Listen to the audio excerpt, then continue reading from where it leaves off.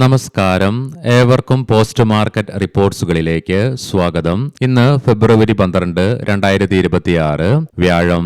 അങ്ങനെ ഇന്ന് വൈകുന്നേരം ഇന്ത്യയിൽ നിന്നും ജനുവരി മാസത്തെ ഇൻഫ്ലേഷൻ ഡേറ്റ വരുന്നതിന് മുന്നോടിയായിട്ട് തുടർച്ചയായി 4 ട്രേഡിംഗ് സെഷനിലെ നേട്ടങ്ങൾക്ക് ശേഷം നിഫ്റ്റിക്ക് ഇന്ന് നഷ്ടത്തോടുകൂടി തന്നെ വ്യാപാരം അവസാനിപ്പിക്കേണ്ടതായിട്ടും വരികയുണ്ടായി. എങ്കിലും 25,800 എന്ന ലെവലിന് മുകളിലായിട്ട് വ്യാപാരം അവസാനിപ്പിച്ച് നിലകൊള്ളുവാനുമായി എന്തെല്ലാം കാരണങ്ങളാണ് ഇന്ന് ഇന്ത്യൻ മാർക്കറ്റിനെ നഷ്ടത്തിലേക്ക് നയിക്കുവാനുണ്ടായതെന്ന് വിശദമായി തന്നെ നമുക്ക് ഈ വീഡിയോയിൽ പരിശോധിക്കാം. ഇന്ന് ലീഡിംഗ് ആയ ഇൻഡസ്ട്രീസുകളിൽ സെൻസെക്സിലും നിഫ്റ്റിയിലും സ്ലൈറ്റ്ലി ഗ്യാപ് ഡൗണോട് കൂടിയിട്ടുള്ള ഓപ്പണിംഗ് ലഭ്യമായപ്പോൾ ബാങ്ക് നിഫ്റ്റിക്ക് സ്ലൈറ്റ്ലി പോസിറ്റീവ് ആയിട്ടുള്ള ഒരു ഓപ്പണിംഗും കാഴ്ചവെക്കുവാൻ സാധിച്ചു. മാത്രമല്ല ഇന്നത്തെ നിഫ്റ്റിയുടെ ഓപ്പണിംഗ് റേഞ്ച് തന്നെയായിരുന്നു ഇന്നത്തെ ഡേ ഹൈയും. തുടർന്ന് മാർക്കറ്റിന് ഇടിവ് നേരിട്ടെങ്കിൽ കൂടിയിട്ടും ഉച്ചതിരിഞ്ഞ് 2:40 സഡൻ ഫോൾ മാർക്കറ്റിൽ അനുഭവപ്പെടുകയുമുണ്ടായി. തൽഫലമായി 25,800 എന്ന ലെവൽ ബ്രേക്ക് ചെയ്തുകൊണ്ട് 25,752 എന്ന ലെവലിലായി നിഫ്റ്റിക്ക് ഇന്ന് സപ്പോർട്ടും എടുക്കുവാൻ സാധിച്ചു.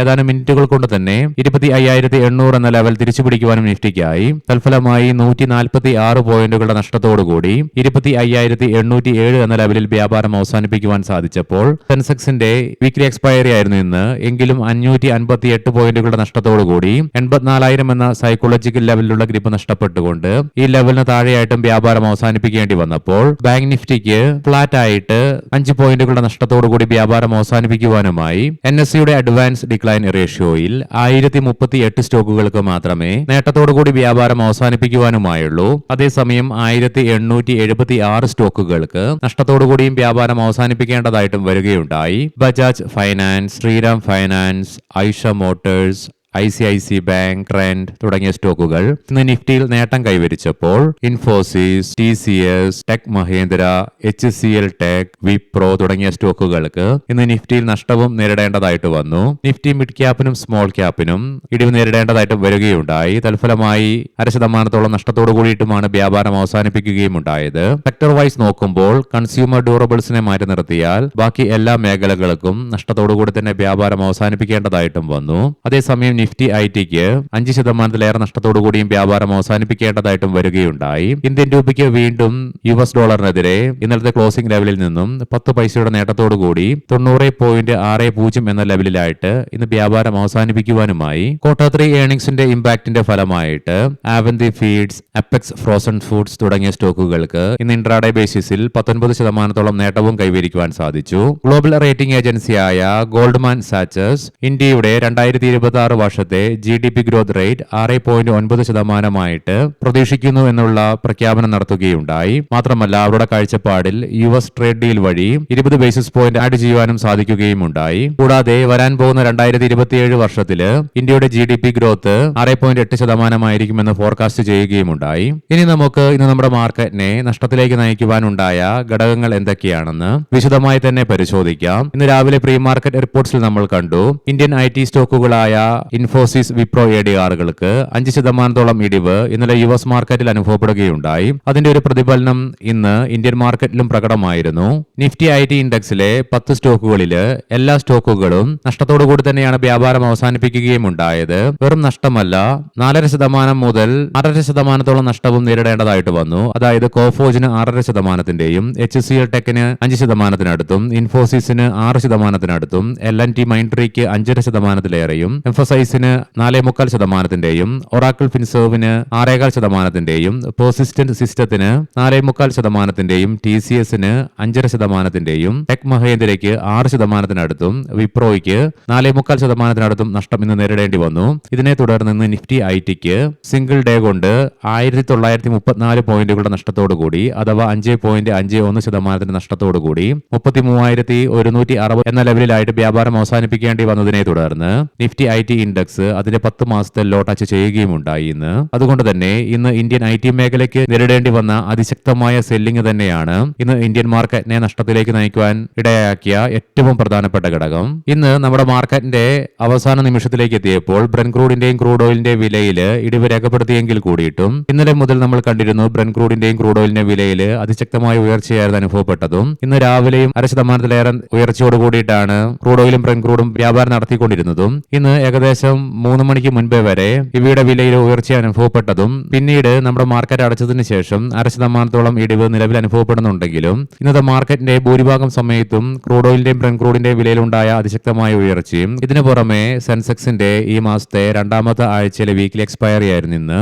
സ്വാഭാവികമായിട്ടും സെൻസെക്സിന്റെ വീക്കിലി എക്സ്പയർ ആയതിനാൽ തന്നെ ട്രേഡേഴ്സ് പൊസിഷൻസ് സ്കോർ ഓഫ് ചെയ്യുന്നതിനാലും റോൾ ഓവർ നടത്തുന്നതിനാലും അനുഭവപ്പെടുന്ന വോൾട്ടാലിറ്റിയും നമ്മുടെ മാർക്കറ്റിനെ സാരമായ രീതിയിൽ തന്നെ ബാധിച്ചു. ഇതിനെല്ലാം പുറമെ ഇന്നലെ യുഎസ് മാർക്കറ്റിൽ അനുഭവപ്പെട്ട വീക്ക്നെസിനെ തുടർന്ന് തുടർച്ചയായി ഏതാനും ട്രേഡിംഗ് സെഷനിലായിട്ട് പോസിറ്റീവായിട്ടുണ്ടായിരുന്ന ഗ്ലോബൽ ക്യൂസിന് ചെറിയ മങ്ങലേറ്റതും നമ്മുടെ മാർക്കറ്റിനെ സാരമായ രീതിയിൽ തന്നെ ബാധിക്കുകയും ചെയ്തു. ഇതുകൂടാതെ ഇന്ന് ഇന്ത്യ വിക്സ് ഹൈലി വോൾട്ടൈലുമായിരുന്നു. ഒരു ഘട്ടത്തിൽ അതായത് ഉച്ചതിരിഞ്ഞ് 2:40 ഇന്ത്യ വിക്സ് ഏതാനും മിനിറ്റുകൾക്കുള്ളിൽ തന്നെ 4% ഉയർച്ച അനുഭവപ്പെടുകയും ചെയ്തു. കൂടാതെ ഇന്നത്തെ മാർക്കറ്റിലെ ട്രേഡിംഗ് സെഷനിലെ ഒട്ടുമിക്ക സമയത്തും 1% മുതൽ 2% ഉയർച്ചയും ഇന്ത്യ വിക്സിൽ അനുഭവപ്പെട്ടതും കൂടാതെ ഇന്ന് 1.47% ഉയർച്ചയോടുകൂടി 11.72 എന്ന ലെവലിലായിട്ടാണ് ഇന്ത്യ വിക്സ് ക്ലോസിംഗും രേഖപ്പെടുത്തുകയുണ്ടായത്. ഇന്ന് ഇന്ത്യ വിക്സിൽ അനുഭവപ്പെട്ട വോൾട്ടാലിറ്റിയും ഉയർച്ചയും മാർക്കറ്റിനും ദോഷകരമായി തന്നെ മാറുകയും ചെയ്തു. ഈ പറഞ്ഞ കാരണങ്ങൾ കൊണ്ടൊക്കെയാണ് ഇന്ന് ഇന്ത്യൻ മാർക്കറ്റിന് നഷ്ടത്തോടുകൂടി തന്നെ വ്യാപാരം അവസാനിപ്പിക്കേണ്ടതായിട്ടും വരികയുണ്ടായത്. ഇനി നമുക്ക് ഗ്ലോബൽ മാർക്കറ്റുകൾ പരിശോധിക്കാം. യുഎസിലെ ഡോ ജോൺസ് ഫ്യൂച്ചർ 170 പോയിന്റുകളുടെ നേട്ടത്തിലാണ് വ്യാപാരം നടത്തിക്കൊണ്ടിരിക്കുന്നത്. യൂറോപ്യൻ മാർക്കറ്റ്സിലേക്ക് വരുമ്പോൾ UK മാർക്കറ്റ് 0.5%, ഫ്രാൻസ് മാർക്കറ്റ് 0.5%ലേറെയും നേട്ടത്തോടുകൂടി വ്യാപാരം നടത്തിക്കൊണ്ടിരിക്കുമ്പോൾ ജർമ്മൻ മാർക്കറ്റ് 1.5% നേട്ടത്തിലുമാണ് വ്യാപാരം നടത്തിക്കൊണ്ടിരിക്കുന്നത്. ഏഷ്യൻ മാർക്കറ്റ്സിലേക്ക് വരുമ്പോൾ ഇന്ത്യൻ, ഹോങ്കോങ്, ഇന്തോനേഷ്യൻ മാർക്കറ്റുകൾക്ക് ഇന്ന് നഷ്ടത്തോടുകൂടി വ്യാപാരം അവസാനിപ്പിക്കേണ്ടതായിട്ടും വന്നു. അതേസമയം ഇന്ന് തായ്വാൻ മാർക്കറ്റിന് അവധിയായിരുന്നു. ബാക്കി എല്ലാ മാർക്കറ്റുകൾക്കും നേട്ടത്തോടുകൂടി വ്യാപാരം അവസാനിപ്പിക്കുവാനുമായി. അതേസമയം ചൈനീസ് മാർക്കറ്റിന് നേരിയ നേട്ടത്തോടുകൂടി മാത്രമേ വ്യാപാരം അവസാനിപ്പിക്കുവാനുമായുള്ളൂ. കൊമോഡിറ്റിയിലേക്ക് വരുമ്പോൾ മുൻപ് കണ്ട പോലെ തന്നെ നമ്മുടെ മാർക്കറ്റ് അടയ്ക്കുന്നതിന് തൊട്ട് മുന്നേ all of a sudden Brent ക്രൂഡിന്റെയും ക്രൂഡ് ഓയിലിന്റെയും വിലയിൽ ഇടിവനുഭവപ്പെടുകയുണ്ടായി. ബ്രന്റ് ക്രൂഡിന്റെ വില 0.47%, ക്രൂഡ് ഓയിലിന്റെ വിലയിൽ 0.37% ഇടിവനുഭവപ്പെടുമ്പോൾ ഗോൾഡിന്റെ വിലയിലും 0.42% ഇടിവനുഭവപ്പെടുന്നുണ്ട്. എങ്കിലും ബ്രന്റ് ക്രൂഡിന്റെ വില 69.08 എന്ന നിലയിലായിട്ടും ക്രൂഡ് ഓയിലിന്റെ വില $64.39 per ബാരൽ എന്ന നിലയിലായിട്ടും വ്യാപാരം നടത്തിക്കൊണ്ടിരിക്കുമ്പോൾ ഗോൾഡിന്റെ വില $5064.64 per ഔൺസ് എന്ന നിലയിലായിട്ടാണ് വ്യാപാരം നടത്തിക്കൊണ്ടിരിക്കുന്നതും. ഇനി നമുക്ക് ഇന്നത്തെ പ്രധാനപ്പെട്ട സ്റ്റോക്കിംഗ് ന്യൂസുകൾ പരിശോധിക്കാം. മുൻകൂട്ടി ഓർമ്മിപ്പിച്ചുകൊള്ളട്ടെ, ഇത് ഒരു ബൈ ഓർ സെൽ റെക്കമെൻഡേഷൻ അല്ല. പറയാൻ പോകുന്ന റിസൾട്ടുകളൊക്കെ Q3 consolidated year on year ബേസിസിലാണ്. HAL പ്രോഫിറ്റ് ആഫ്റ്റർ ടാക്സിൽ 30% ഉയർച്ച രേഖപ്പെടുത്തിക്കൊണ്ട് 1866 കോടി രൂപ റിപ്പോർട്ട് ചെയ്തപ്പോൾ റവന്യൂവിലും 11% വർധനവ് രേഖപ്പെടുത്തി. കൂടാതെ 35 രൂപ per ഷെയർ എന്ന നിലയിൽ ഡിവിഡൻഡും കമ്പനി പ്രഖ്യാപിച്ചു. ഫെബ്രുവരി 18, 2026 ആണ് ഡിവിഡൻഡിന്റെ റെക്കോർഡ് ഡേറ്റ് ആയിട്ടും പരിഗണിക്കുക. Matrimony.com റവന്യൂവിൽ 1.6% നേരിയ ഉയർച്ച രേഖപ്പെടുത്തിയപ്പോൾ പ്രോഫിറ്റ് ആഫ്റ്റർ ടാക്സിൽ 16.7% ഇടിവും രേഖപ്പെടുത്തുകയുണ്ടായി. കൂടാതെ 58.5 കോടി രൂപയുടെ ഷെയർ ബൈബാക്കും കമ്പനി പ്രഖ്യാപിച്ചു.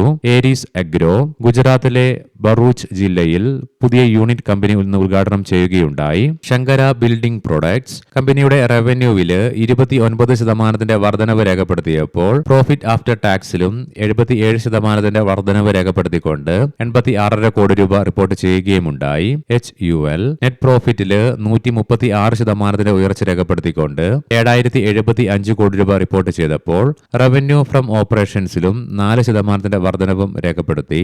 Rajapalayam mills company net loss കുറച്ചുകൊണ്ടുവരികയുണ്ടായി. കഴിഞ്ഞ വർഷം ഇതേ ക്വാർട്ടറിൽ 19.2 കോടി രൂപ നഷ്ടത്തിൽ നിന്നും ഇത്തവണ 7.9 കോടി രൂപയായി ലോസ് കുറച്ചു.